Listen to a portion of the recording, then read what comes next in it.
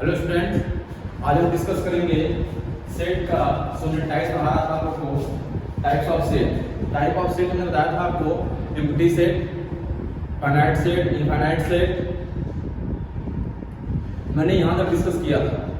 Type of set मैंने यहाँ discuss किया था। आज हम डिस्कस करेंगे, मैंने जब लास्ट में वीडियो थी मैंने यहाँ पर उस वीडियो को मैंने ब्रेक किया था इक्विवेलेंट सेट और इक्वल सेट। तो एनसीईआरटी में इक्विवेलेंट सेट का जिक्र नहीं है, इक्वल सेट एनसीईआरटी में दिया हुआ है, लेकिन इक्विवेलेंट सेट को हम समझेंगे। और उससे पहले मैंने बताया था आपको cardinal number of set. Cardinal number of set मतलब क्या होता है, मैंने बताया था कि जैसे नंबर ऑफ एलिमेंट, कितने नंबर ऑफ एलिमेंट हैं किसी सेट में, उसको डिनोट करने के लिए क्या करते हैं हम लोग हैं, कार्डिनल नंबर ऑफ सेट को यूज करते हैं। जैसे मैंने बोला यहाँ पर क्या कि हम बोल दें कि कोई सेट दिया गया है 1 2 3 4 ये सेट है, तो number of element in set A कितने होंगे, 4 एलिमेंट्स होंगे। कितने होंगे वो, 4 एलिमेंट्स होंगे। तो क्या होगा ये, हम इसको कार्डिनल नंबर ऑफ सेट बोलते हैं। कार्डिनल नंबर ऑफ सेट मतलब क्या होता है कि number of element in any set, किसी भी सेट में कितने एलिमेंट होंगे वो क्या है आपका कार्डिनल नंबर ऑफ सेट। ठीक, तो मैंने वहां पर टाइप्स ऑफ में आपको एम्प्टी सेट क्या होता है, फाइनाइट सेट क्या होता है, इनफाइनाइट सेट क्या होता है, मैंने इसके बारे में डिस्कस किया था बहुत अच्छे से। आज जो नेक्स्ट में टाइप्स है वो है इक्विवेलेंट सेट। इसको समझना है कि क्या होता है इक्विवेलेंट सेट, फिर आप समझेंगे हम लोग क्या होता है इक्वल सेट। इक्विवेलेंट सेट क्या होता है, लेट के लिए दो सेट ए और बी, सपोज करते हैं दो सेट ए और बी हैं। अगर दोनों सेट में same number of element, same number of element, let set A and B are equivalent set if they have same number of element. कोई सेट ए और बी है और उनमें सेम नंबर ऑफ एलिमेंट हैं, तो दोनों set क्या होंगे, वो इक्विवेलेंट सेट कहलाएंगे। फिर समझिएगा, let two set A and B is said to be equivalent set. हम बात कर लेते हैं, let set A and B is said to B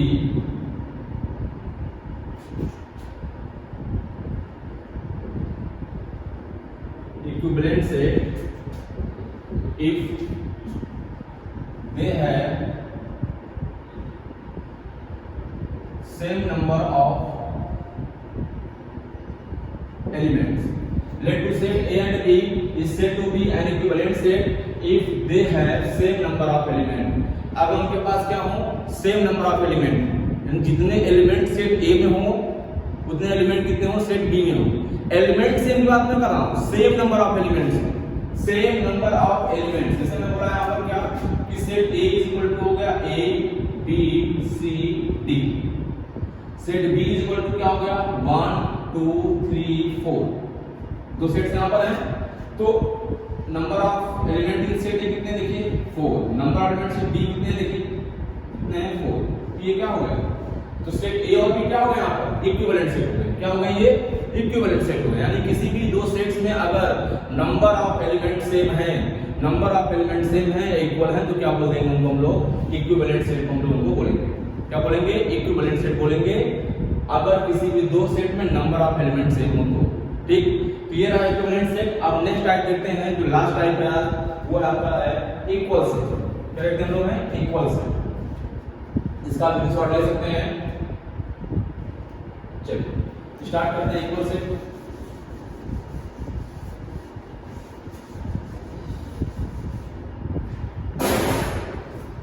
next आपका टाइप है equal set. Let two set A and B said to be equal if they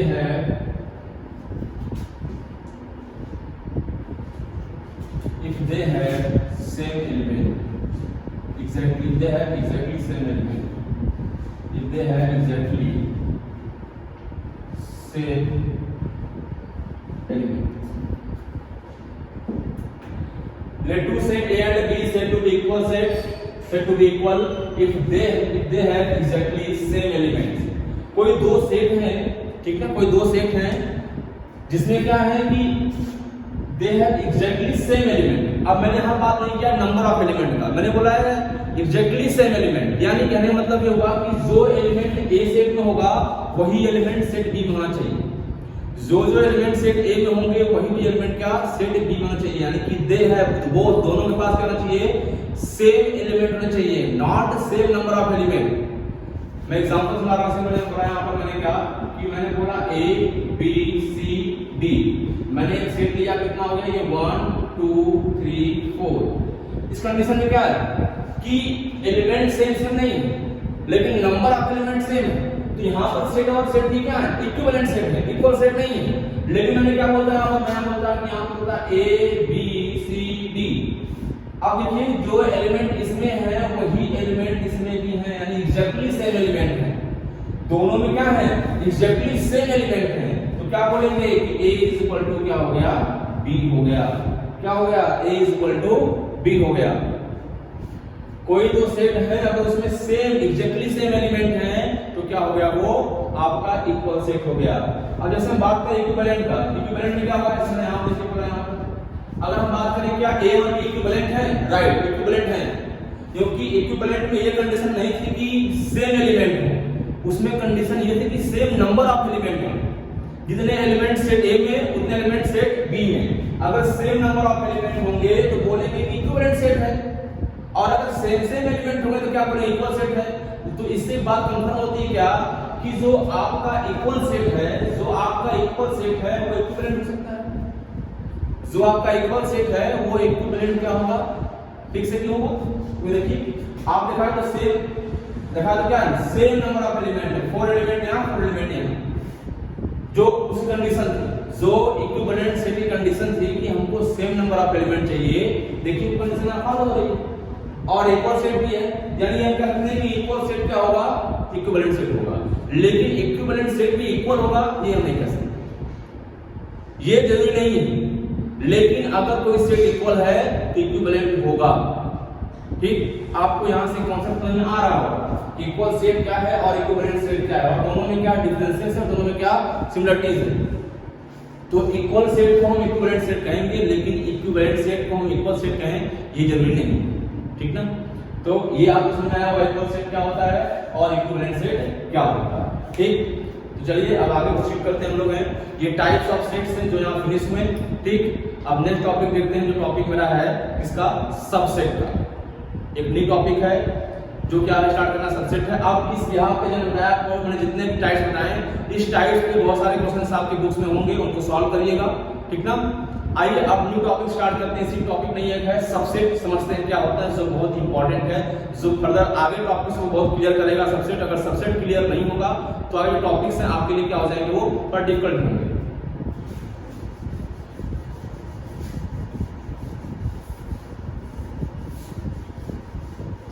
हम बात करते हैं सबसेट का।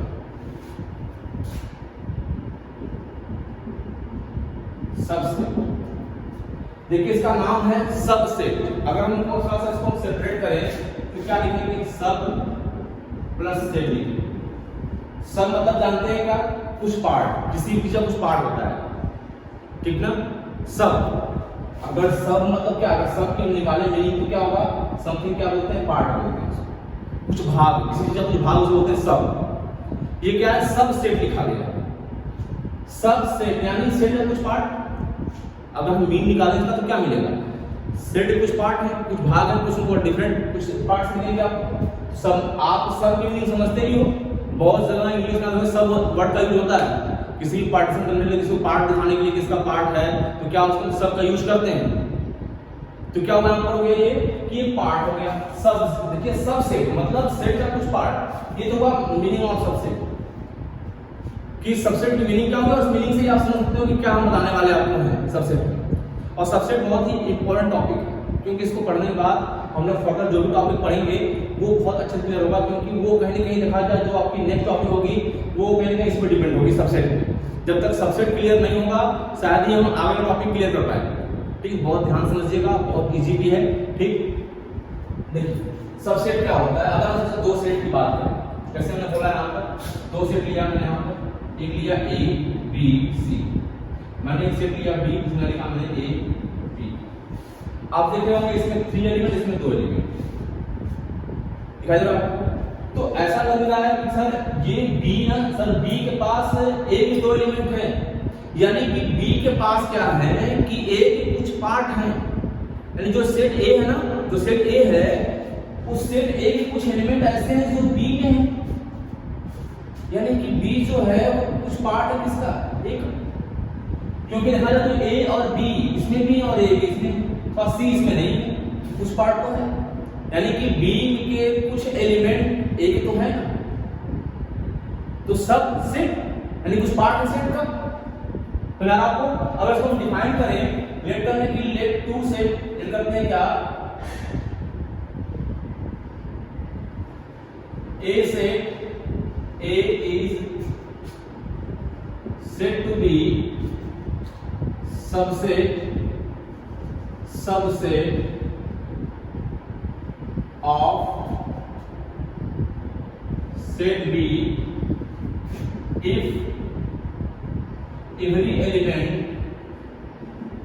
every element of set A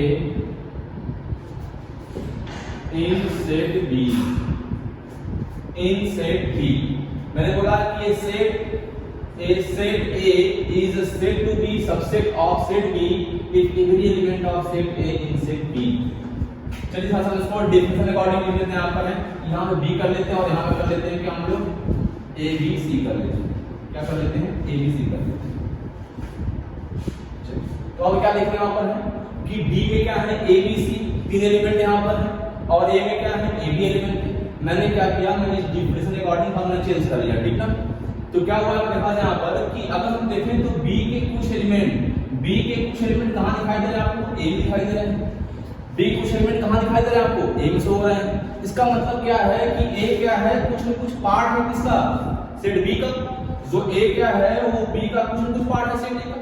और मैंने क्या बोला कि कोई सेट A है उसको सेट B का क्या कहेंगे, सबसेट कहेंगे। कब, if every element of set A, अगर सेट A के सारे एलिमेंट कहां हो, इन सेट B, कहां हो, इन सेट B में।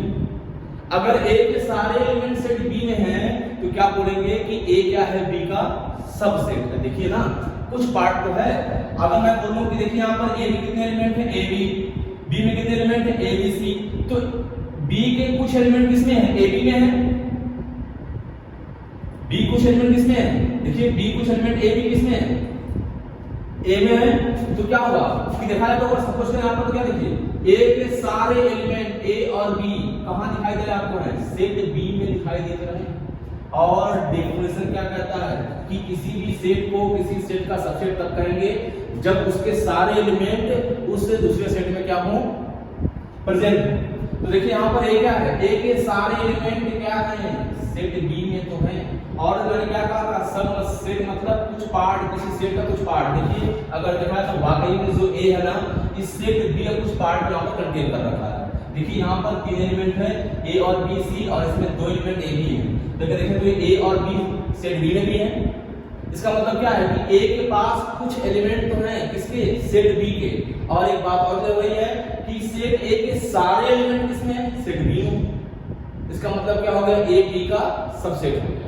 और इसको डिनोट करते हैं, तो इसको डिनोट कैसे करते हैं, इट इज डिनोटेड बाय, देखिए सिंबल है ये, इस सिंबल से डिनोट करते हैं। और इसी सिंबल क्या बोलते हैं हम लोग, हैं सबसेट बोलते हैं इस सिंबल। ये सबसेट क्या है, सिंबल है। तो अगर हम देखें कि A के सारे एलिमेंट B में हैं तो A क्या हो जाएगा, A सबसेट क्या हो जाएगा आपका, B हो जाएगा। क्या हो जाएगा, A सबसेट आपका B हो जाएगा।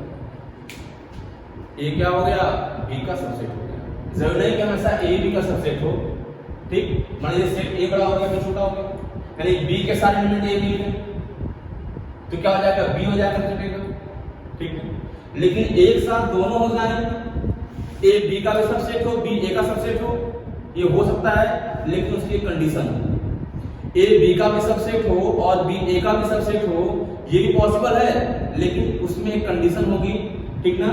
तो क्या समझा हमने कि सबसेट क्या होता है, मैंने बोला कोई भी सेट अगर है किसी दूसरे सेट का सबसेट है वो तब होगा जब सेट A के सारे एलिमेंट जो होंगे जिस सेट से आप कंपेयर कर रहे हो उसमें बिलोंग करेंगे, ठीक ना।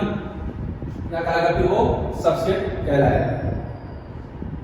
अब हमने बोला कि क्या ए बी का सबसेट, बी ए का सबसेट होता है। अगर हम बात करें कि ए के सारे एलिमेंट किसमें हो, बी में, ए के सारे एलिमेंट किसमें हो, बी में हो, और बी के सारे एलिमेंट किसमें हो, ए में। ये मैंने यहाँ बताया। क्या ये पॉसिबल है? तो देखिए ये पॉसिबल तब हो पाएगा अगर हमने क्या बोला, देखिए यहाँ पर मैंने एक सेट लिया, यहाँ लिखा ए बी सी, और मैंने क्या लिखा यहाँ पर ए बी सी। तो अब हम क्या कह सकते हैं, देखिए यहाँ पर कि ए के सारे एलिमेंट बी में है, यानी कि ए सबसेट क्या है, बी है, और बी के सारे एलिमेंट ए में है, तो क्या होगा, बी सबसे काफी होगा, होगा नहीं होगा। लेकिन ये कंडीशन कब मिला, ये कंडीशन तब मिला, आप देखिए ध्यान से, तो मैंने बताया था कि आपको टाइप्स ऑफ सेट में जब दोनों ही सेट क्या हैं, इक्वल हैं।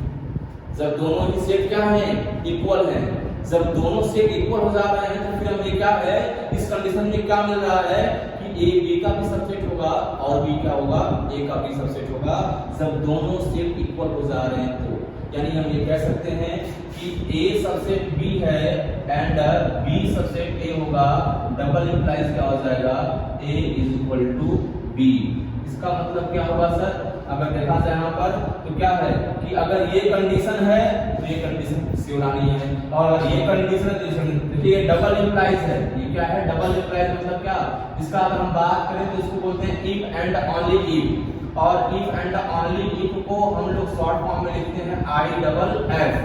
क्या लिखते हैं, आई डबल एफ मतलब क्या होता है, इफ एंड ओनली इफ, ये हम लिखते हैं यहाँ पर। तो क्या हुआ कि ये तब पॉसिबल है जब ऐसा है, और अगर ऐसा तो इम्पॉसिबल। इसलिए क्या है, देखिए डबल इंप्लाइज है, इधर भी है और इधर भी है। इसका मतलब सब ये है तो फिर ये भी होगा, और होगा फिर ये भी होगा।